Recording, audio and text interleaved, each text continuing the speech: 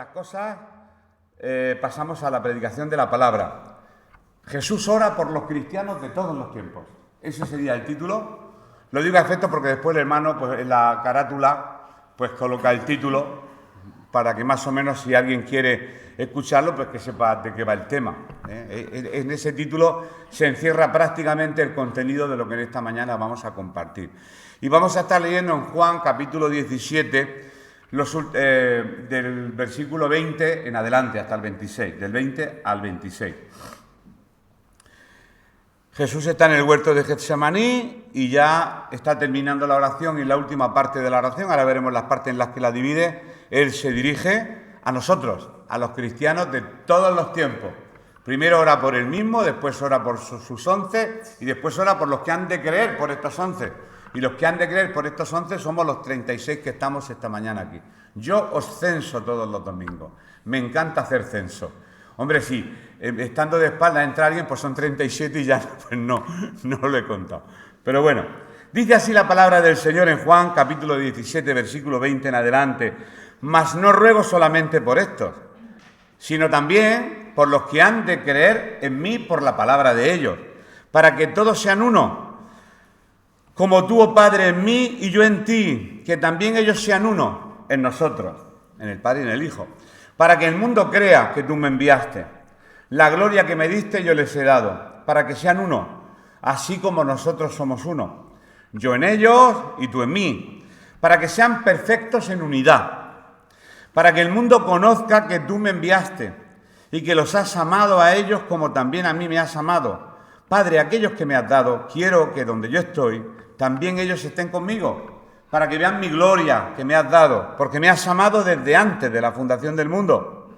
Padre justo, el mundo no te ha conocido, pero yo te he conocido.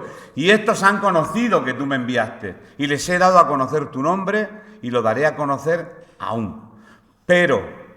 Para que el amor con que me has amado esté con ellos y yo en ellos. Hasta aquí la lectura en esta mañana de lo que vamos a estar compartiendo. La palabra que más ha sonado ha sido unidad y creer.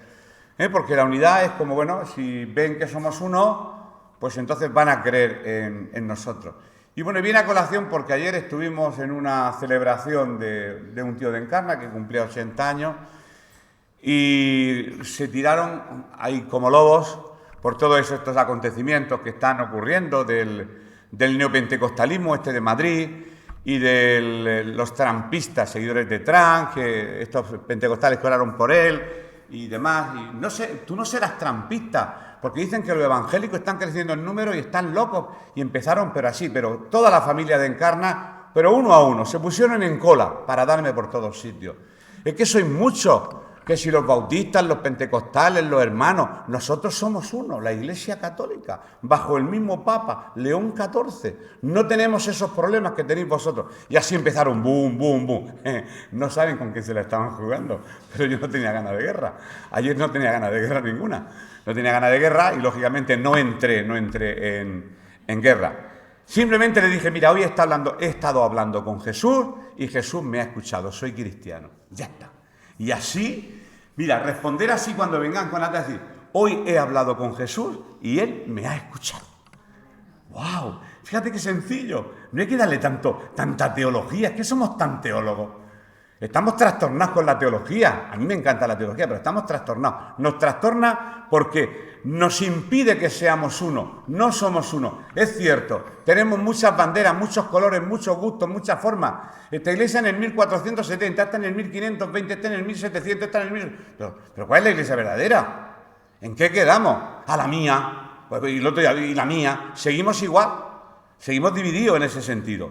Pero bueno, empezamos. Al llegar al final de este capítulo, porque ya estamos terminando el capítulo 17 y la siguiente predicación hablaremos del arresto de Jesús, pues encontramos la última parte de la oración de Jesús, lugar, ubicación Getsemaní, y la oración va dirigida única y exclusivamente a los cristianos de todos los tiempos.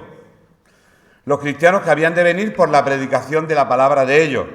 Ellos, después los padres de la Iglesia, me imagino, los sucesores de los apóstoles, según la Iglesia Católica son los obispos, y así sucesivamente a lo largo de la historia hasta llegar al siglo XXI.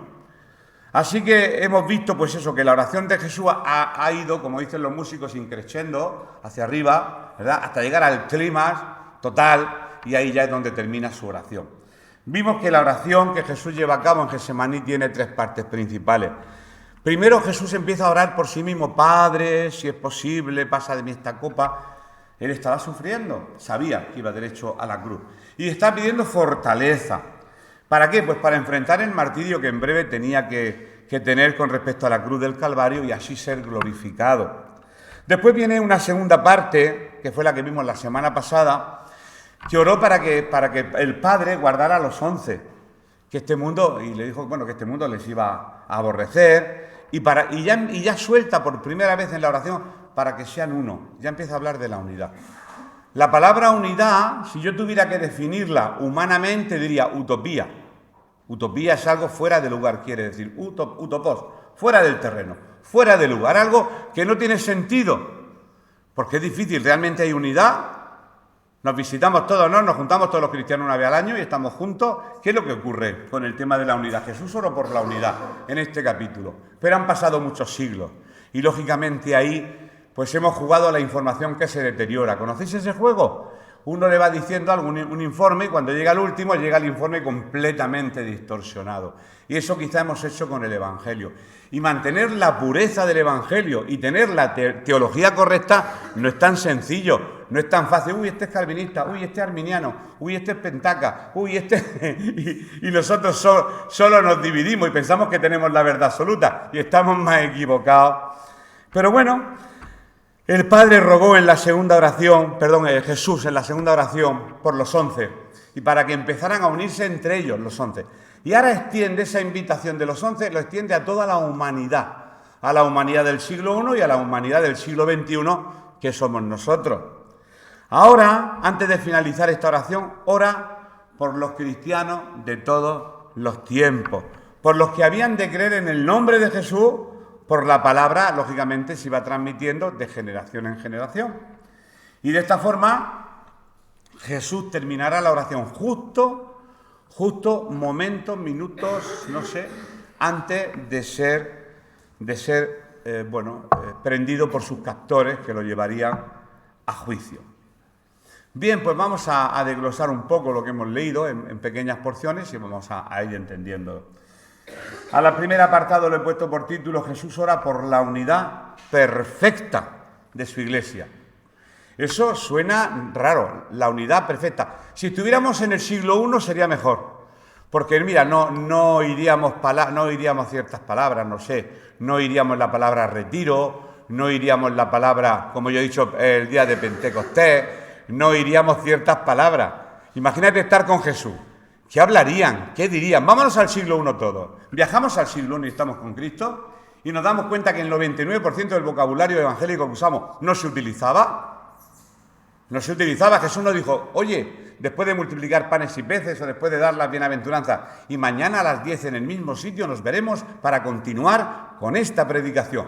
Todas esas liturgias, esas organizaciones que están bien, nosotros las hemos fabricado e inconscientemente nos han alejado del núcleo principal de nuestra fe, que se llama Jesucristo. Por eso cuando alguien quiere decir, ¿cuál es tu fe? Hoy he hablado con Jesucristo, le he hecho gracias y le he echado un beso, he dicho que lo amo y que estoy enamoradísimo de mi Señor Jesús y que Él te escucha. Y que no hay más.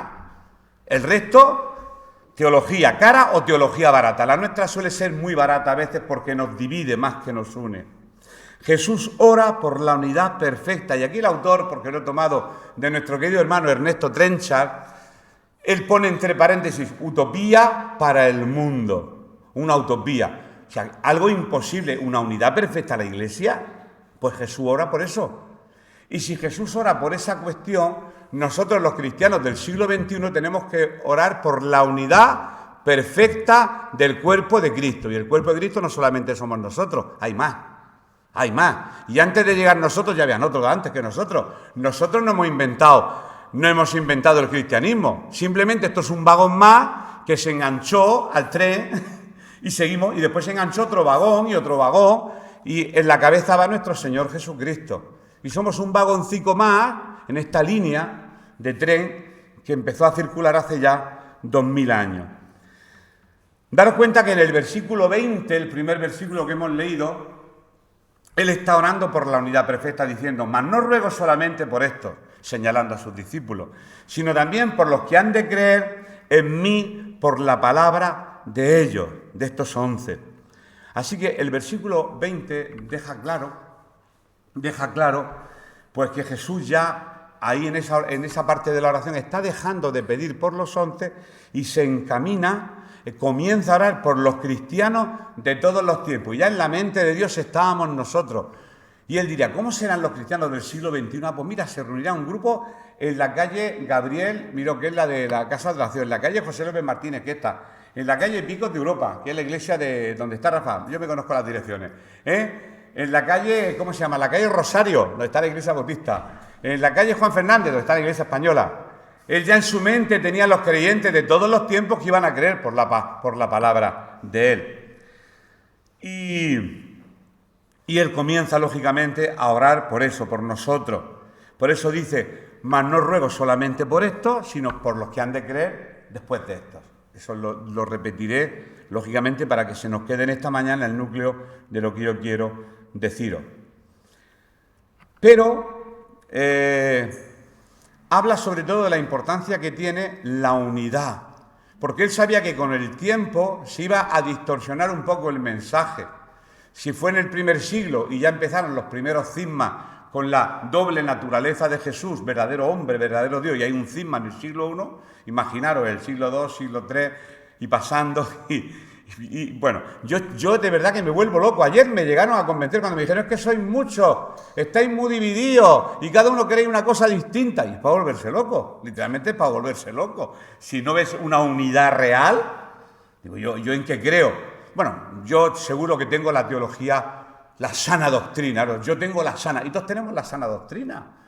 Y los que pensamos que no la tienen también piensan de nosotros que no la tenemos. Y si seguimos jugando a eso, pues el mundo no va a creer. Porque el mundo cree cuando ve la unidad de su iglesia. El mundo va a creer por la unidad de sus hijos, por la unidad de su pueblo. Pues el Señor no viene nadie se convierte porque tiene que estar el pueblo de Dios unido. Si es entre nosotros de la misma denominación y a veces nos peleamos, pues imagínate cuánto más con formas litúrgicas o formas teológicas distintas de pensar. Y eso el Señor no lo quiere. Y oró para que eso no estuviera dentro del cuerpo de Cristo. Y en el versículo 21... hemos leído: para que todos sean uno. No dice para que algunos, para que todos, los que han de creer, nosotros. Está orando por nosotros. Esto va para nosotros. Para que todos nosotros sean uno. Y después hace una comparación. Metafóricamente dice: como tú, de la misma manera que tú y yo somos uno, ellos tienen que ser uno. ¿Realmente nosotros somos uno como el Padre y el Hijo es uno? Pues eso está pidiendo una oración. Que sean uno como tú y yo somos uno.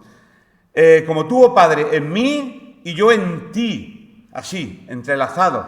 Que también ellos, nosotros, sean uno en nosotros. ¿Para qué? Eso es una proposición subordinada, adverbial, de finalidad. Eso en un análisis sintáctico. ¿Para qué quiere decir una finalidad? Tiene una finalidad de que seáis uno. ¿Cuál es? Cuando veáis el para qué, finalidad. Pues la finalidad que tiene la unidad es esto: para que el mundo crea. Para que el mundo crea. Fijaros la responsabilidad que tenemos como iglesia de estar unidos para que el mundo crea. Qué triste subiendo aquella vez a aquella notaría y me dice el notario: vosotros sois de esa iglesia que se ha dividido y que ahora cada uno ha tomado la escritura y se ha llevado un trozo de iglesia, cuando hace 30 años una de las iglesias pues tuvo una división y hubo un problema notarial y cada uno tiró para un sitio. Pues eso el mundo se entera y lo sabe. Imaginaros qué testimonio damos. El notario decirnos en la cara: vosotros sois esa iglesia evangélica que se ha dividido. Eso es triste, eso dan ganas de llorar. Que nos conozcan porque nos dividimos. Tienen que conocernos porque somos uno y porque estamos enamorados de Jesucristo. Tienen que conocernos por eso, pero no porque realmente nos estemos peleando los unos con los otros. Bueno, aunque parezca increíble, pues sí había algo que le era muy difícil a los discípulos. Y lo que les era muy difícil era que fueran uno. Literalmente los discípulos eran muy carnales. y ellos no estaban unidos. ¿Por qué? Porque habían rivalidades entre ellos y discutían. Y siempre el motivo de discusión era a ver quién era el principal. Y eso se ha extendido a nuestros siglos. Pues de la misma manera, ¿por qué ese sí yo no? ¿Y por qué ese sí yo no? Ah, claro, como ese dijo el pastor, claro, como este es mi madre no sé quién, ocurre lo mismo. Si es que no hemos cambiado, si es que seguimos siendo humanos a lo largo de toda la historia, somos los mismos, no hemos cambiado. Aquí, por ejemplo, tenemos en Lucas 22, tenemos un caso. Lucas 22, versículo, que no lo he dicho, 24 al 26. Para que veáis cuál era la actitud de los discípulos con respecto al tema de la unidad. Todos estos sucesos precedieron a la oración, ¿vale? Pero esto es para hacer un recorrido rápido de ver cómo estaba el corazón unido de los discípulos entre ellos. Hubo también entre ellos una disputa. Ah, ¿se puede disputar entre creyentes? Sí. Hubo también entre ellos una disputa sobre quién de ellos sería el mayor. ¿Tú qué eres?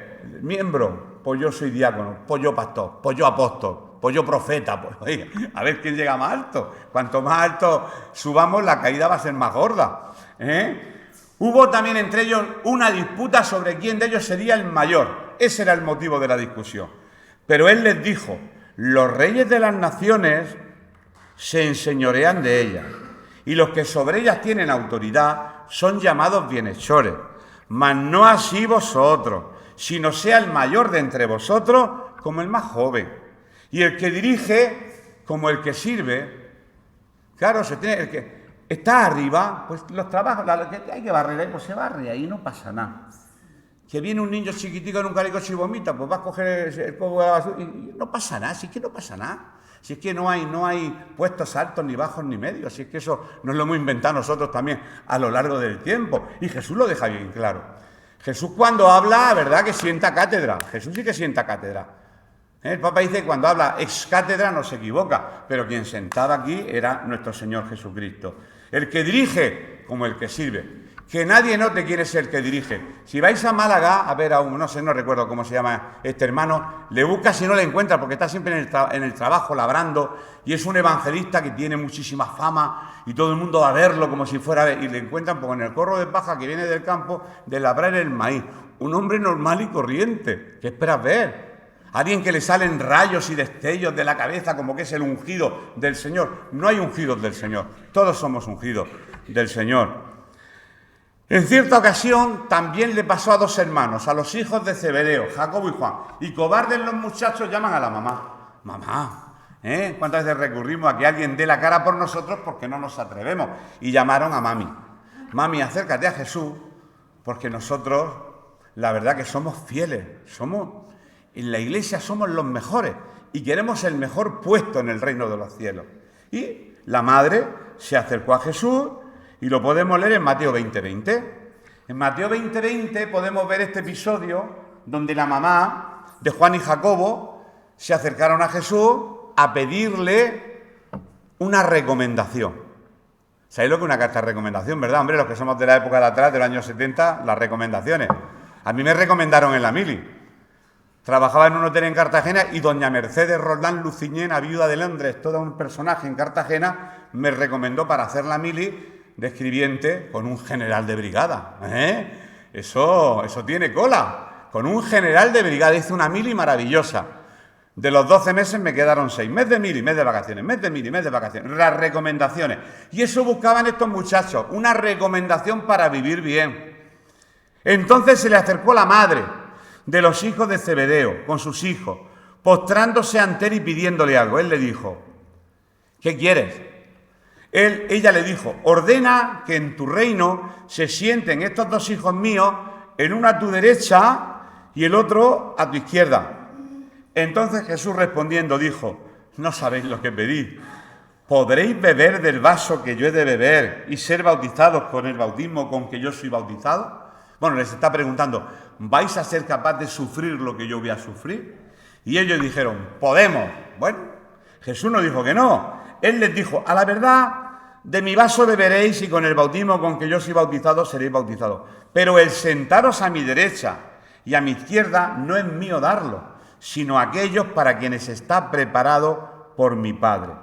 Cuando los 10, porque eran 12, cuando los 10 oyeron esto, se enojaron contra los dos hermanos, se enfadaron. Entonces Jesús, llamándolos, dijo: ¿sabéis que los gobernantes de las naciones, lo mismo de antes, se enseñorean de ellas, y los que son grandes ejercen sobre ella potestad?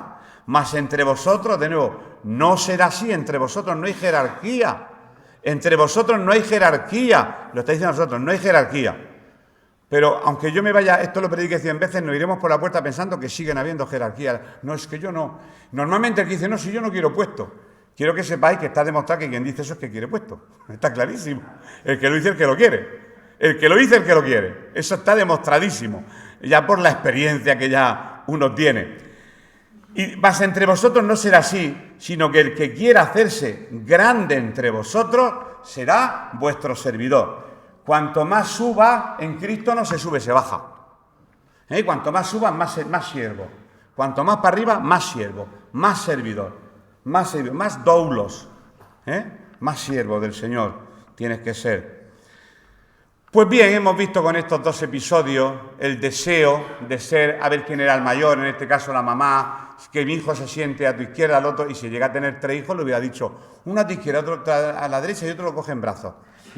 Y ya que estés los 3 contigo. Ya me imagino que le habría pedido eso. Pues los discípulos eran de todo, menos unidos. Menos unidos. Unidos no estaban.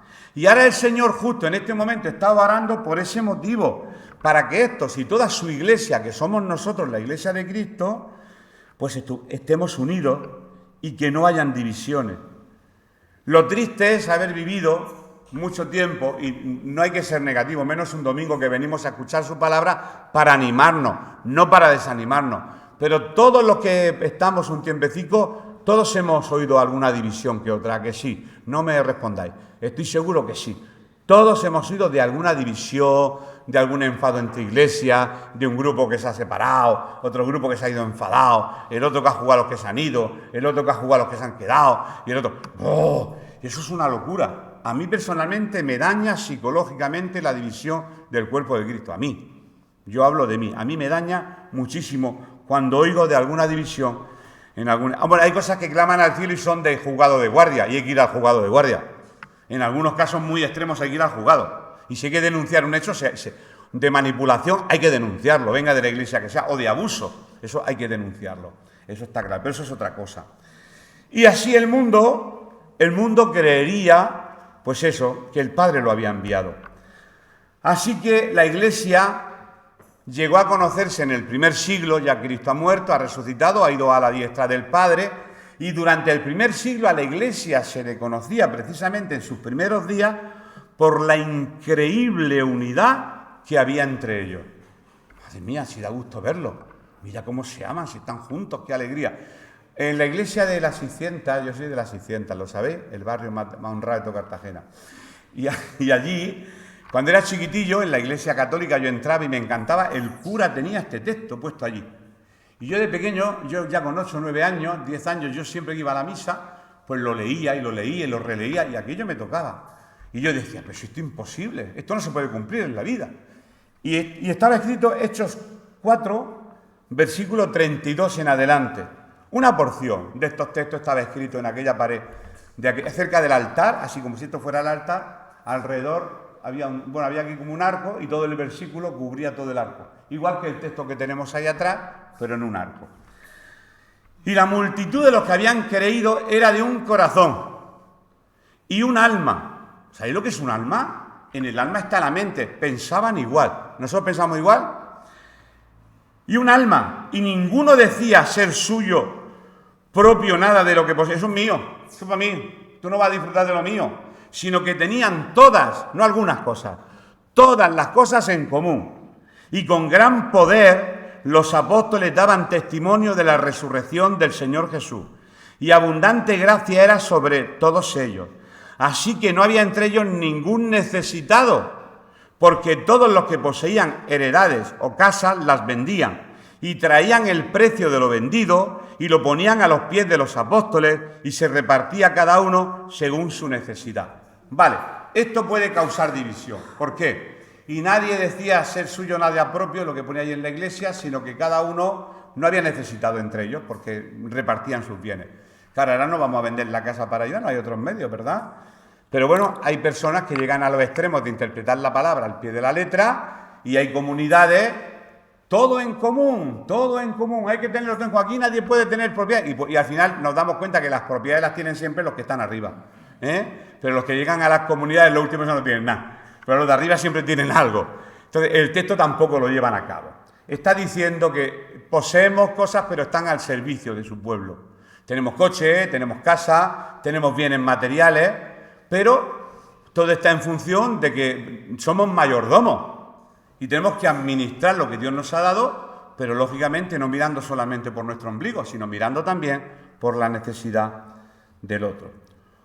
Hoy en día, pues eso, debemos de luchar mucho por la unidad dentro de la Iglesia y no permitir que yo muchas veces lo he permitido, yo he caído en ese error, y no permitir que algunas diferencias menores de liturgia, interpretaciones de la Biblia, que no van en contra de las doctrinas fundamentales, provoquen, pues eso, separaciones.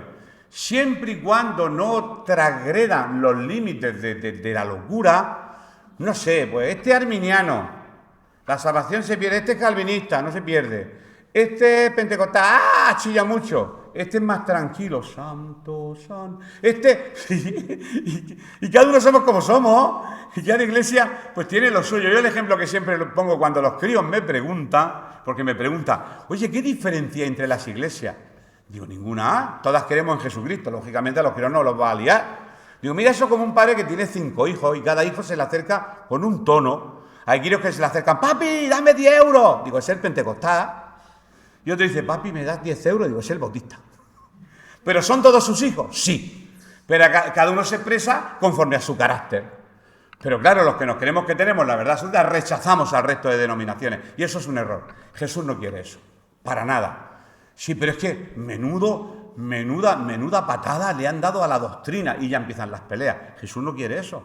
No quiere que vayamos a pleito con los incrédulos. No quiere que llevemos a juicio a nadie, lo dice la palabra del Señor. Que a nadie llevemos a juicio, sino que los juicios los resolvamos en la Iglesia. Que Dios dote a hombres llenos de sabiduría para que los pleitos y los litigios que tengamos entre nosotros no los tenga que resolver un juez mundano que no conoce a Cristo. Que los resolvamos dentro de la Iglesia. Eso es lo que dice el Evangelio. Ahora lo vamos a leer más adelante. Lamentablemente, pues la Iglesia ha sufrido muchas divisiones, muchas disputas, y eso sirve de espectáculo para la gente. Están deseando de ver la más mínima, ras, para lanzarnos el hachazo. Como vean alguna discrepancia en la Iglesia, están con la escopeta cargada esperándolo. Y somos un espectáculo a veces y un mal testimonio para el mundo. Por eso Pablo rogaba a los creyentes que buscaran la forma de resolver sus conflictos entre ellos mismos. Primera de Corintios capítulo 6. Esto es un consejo que les da Pablo, de cómo tenían que resolver sus conflictos. Estamos en el siglo I de nuestra era cristiana. Bien, lo dice. Osa, Osa, la mujer del oso, es que este lenguaje del año ya 1940, eso, ¿se atreve alguno de vosotros cuando tiene algo contra otro ir a juicio delante de los injustos y no delante de los santos? ¿Se lleva a juicio delante de incrédulos un asunto de la Iglesia? Eso se lo está riñendo, ¿O no sabéis que los santos han de juzgar al mundo? Y si el mundo ha de ser juzgado por vosotros, ¿sois indignos de juzgar cosas muy pequeñas? ¿Vosotros no vais a saber resolver un asunto que tenéis que recorrer al juez que os diga que en la ley orgánica separaciones, divorcio dentro de las iglesias la están tramitando jueces del mundo que no conocen a Cristo? Que lo sepáis. Y esas cosas ocurren. Y están ocurriendo. Y seguirán. Y ya lo hemos dado. Y como lo damos por normal, pues todo sigue siendo normal. Y cuanto más cosas demos por normal, pues la normalidad de fuera se meterá dentro. Y no va a haber ninguna diferencia entre el creyente y el no creyente, a este ritmo, me imagino yo. ¿O no sabéis que hemos de juzgar a los ángeles? ¿Cuánto más las cosas de esta vida? Si pues tenéis juicios sobre cosas de esta vida, ¿ponéis para juzgar a los que son de menor estima en la Iglesia? Para avergonzaros lo digo, dice Pablo. Pues que no hay entre vosotros sabio ni aun uno que pueda juzgar entre sus hermanos, sino que el hermano con el hermano pleitea en juicio, y esto ante los incrédulos. Así que, por cierto, es ya una falta en vosotros que tengáis pleito entre vosotros mismos. ¿Por qué no sufrís más bien el agravio? A veces hay que perder para ganar. ¿Por qué no sufrís más bien el ser defraudados? Pero vosotros cometéis el agravio y defraudáis, y esto a los hermanos. Claro, hay gente que dice, sí, pero es que conmigo han cometido una injusticia y esto tiene que ir a juicio. Pero eso puede ser también tu orgullo. Puede ser tu orgullo. A lo mejor tenemos que perder de nuestros derechos con tal de no llevar a pleito asuntos. Claro, esto tiene sus limitaciones. No se está metiendo más bien con los que denuncian, sino con aquellos que provocan estas divisiones.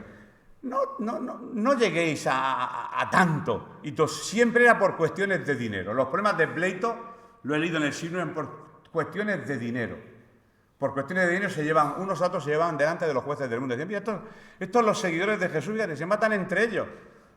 Y ese es el testimonio, lógicamente, que damos. No hay ningún sabio en la Iglesia, en el cuerpo de Cristo, que sea capaz de resolver este pleito sin necesidad de que tengáis que ir. No tenemos abogados cristianos.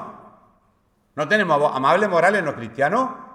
Yo le llevé un caso, un pleito, y me lo resolvió en un pispás. ¿Cómo? De forma cristiana. Se le pagan sus honorarios y ya está, no pasa nada. Y fue maravilloso porque se resolvió de forma muy cristiana. Y me dio unos consejos, un pleitos, hay pleitos, porque los pleitos surgen. Bien, este tema es muy profundo y no voy a seguir con él. Simplemente Pablo se centra, es decir, si vosotros mismos, por favor, no causáis pleitos, porque si causáis pleitos entre vosotros, vais a pasar vergüenza, porque vais a tener que llevar vuestro litigio delante de un juez. La gente se entera y va a decir, mira, estos son los cristianos que siguen a ese Cristo y entre ellos se están matando vivos. Eso es lo que está diciendo. Hombre, si hay un caso, vamos a ver, cada cosa lo suyo, un caso de un abuso dentro de una congregación, un caso de un abuso sexual. Vamos a ser claros que estas cosas ocurren. A veces parece que nos escandalizamos con estas cosas ocurren. Y hay que denunciar, se denuncia. Lógicamente hay que denunciar. No podemos decir, oh Señor, ayúdanos a soportar este agravio. No, a soportar ese agravio no. O unos malos tratos. Hay cosas que hay que llevar delante de los jueces. Pero que Dios nos dé sabiduría, lógicamente dice, lo suyo sería que no causarais vosotros los pleitos. Ayer estuvimos hablando del yugo desigual, creyentes e incrédulos. Sansón, arando con su novilla, en Timnat, con la filistea. Y claro, y eso le causó muchos problemas, porque no vivía en yugo igual, sino en yugo desigual. Y proyectamos una imagen donde se ven dos borricos, uno intenta comer paja, y el otro sigue a Cristo y el otro sigue al mundo, pero como cada uno va en un sitio distinto, pues lógicamente ni este llega a Cristo, ni este llega al mundo. Se enfrentan, se pelean, al final le da una coz, un burro a otro, y al creyente lo deja muerto, medio muerto, así termina el creyente en un yugo desigual. Y el otro sigue en el mundo tan tranquilo, o la otra. El yugo desigual. Por eso el yugo desigual, no hablo del matrimonio, el yugo desigual dentro de la Iglesia, eso trae mal testimonio. Por eso Jesús no quería ni siquiera que hubiera un pleito. Sigo adelante, porque hoy no va a ser muy larga la predicación. La credibilidad del Evangelio, pues aquí se pierde cuando el mundo ve los pleitos internos que hay entre los creyentes. Entonces, ¿qué tenemos que hacer como Iglesia? El poder de la oración. El poder de la oración. Yo aquí no voy a echar ningún puro. Es decir, ay, ¿quién no viene? ¿Quién viene a la oración? Resulta que lo que más necesitamos es orar, pero si es oración con merienda venimos más, si es oración sin merienda venimos menos, eso lo sabemos. Pero no estoy jugando. Somos así de carnales, sí que lo somos, vamos a reconocerlo ya. No le demos más vueltas, si es lo que hay, si es como somos. Somos de carne y hueso. La oración es muy importante. Y Jesús lo que nos está diciendo que tenemos que seguir orando. La Iglesia debe continuar orando para mantener la unidad. La Iglesia debe continuar orando para mantener la unidad. Pero estamos en el siglo del tengo que hacer. Es que tengo que hacer, tengo que ir, tengo que hacer, no tengo tiempo, me falta tiempo. No hablo de la asistencia, hablo de la persistencia en la oración, aunque sea en casa. Pero hay que persistir en la oración por la unidad del cuerpo de Cristo.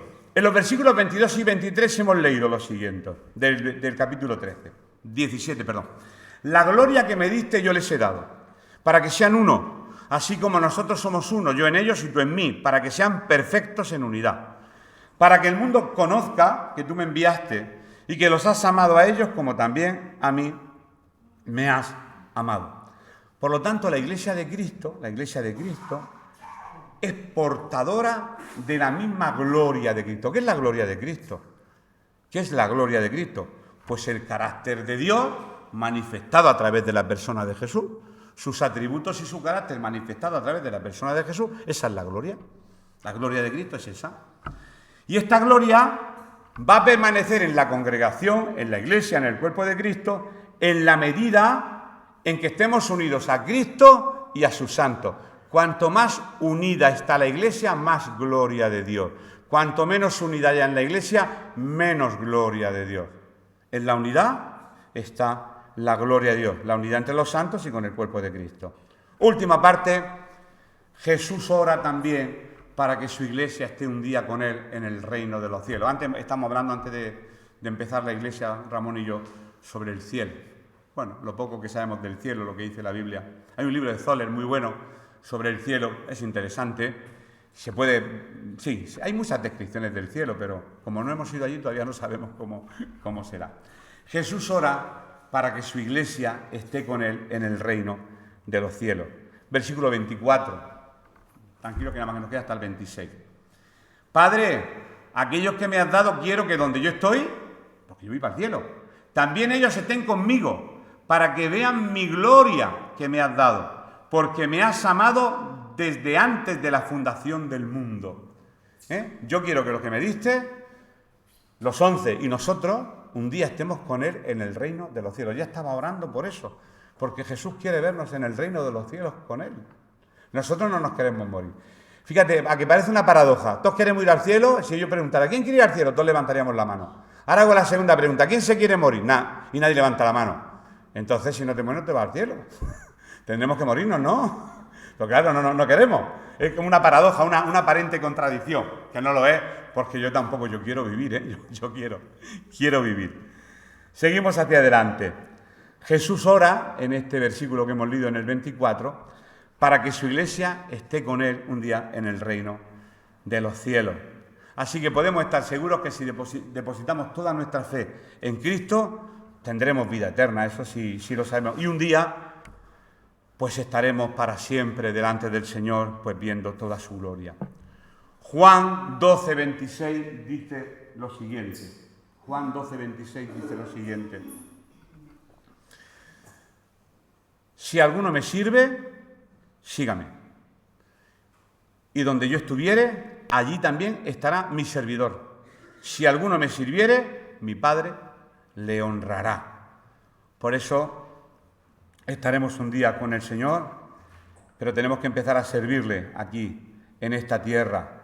Y esto llena el corazón de cualquier creyente de gozo, saber que un día dejaremos esta tierra y estaremos delante de su presencia. Y es cierto que aunque sabemos que en este mundo pues tendremos lucha, pues delante del Señor, ¿verdad? Un lugar, no lo sabemos, pero lo sabemos por la palabra, un lugar completamente diferente, donde la muerte ya no tiene poder sobre nuestros cuerpos, ya que este cuerpo se vestirá de gloria y de incorrupción. Porque un cuerpo nada más morir hay que enterrarlo antes de 24 o 48 horas porque empieza a descomponerse. Esto es corruptible, pero Dios nos revestirá de incorruptibilidad. Me ha salido bien porque esa palabreja es difícil. Leemos en 1 Corintios, por favor, capítulo 15, versículo 54, que nos dice cómo serán nuestros cuerpos cuando nos vayamos para allá, para arriba. Dice el apóstol Pablo, escribiendo a la iglesia de Corintios en el capítulo 15, versículo 54. Y cuando esto corruptible se haya vestido de incorrupción y esto mortal se haya vestido de inmortalidad, entonces se cumplirá la palabra que está escrita. Y esto que voy a leer está en muchas lápidas de muchos creyentes. Sorbida en la muerte en victoria. ¿Dónde está, oh muerte, tu aguijón? ¿Dónde, oh sepulcro, tu victoria? Ya que el aguijón de la muerte es el pecado y el poder del pecado la ley. Mas gracias sean dadas a Dios que nos da la victoria por medio de nuestro Señor Jesucristo. Dios nos da la victoria por medio de nuestro Señor Jesucristo. Jesús también ora en esta oración que estamos terminando para que su iglesia reciba su amor. No solo para que un día estemos en el reino de los cielos, sino para que la iglesia de Cristo reciba su amor. ¿En qué versículo está eso? Pues en los dos últimos, en el 25 y en el 26.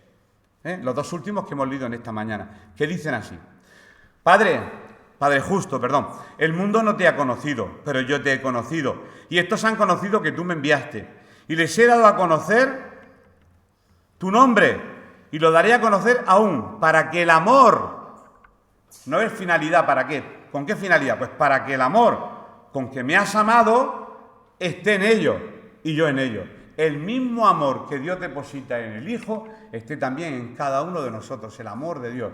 Eso tiene que ser una finalidad. Así que finalmente nuestro Señor Jesús ora para que su Iglesia reciba su amor. Así que ya estamos prácticamente terminando. Vamos a buscar otro texto más y creo que nada más que deciros en esta mañana.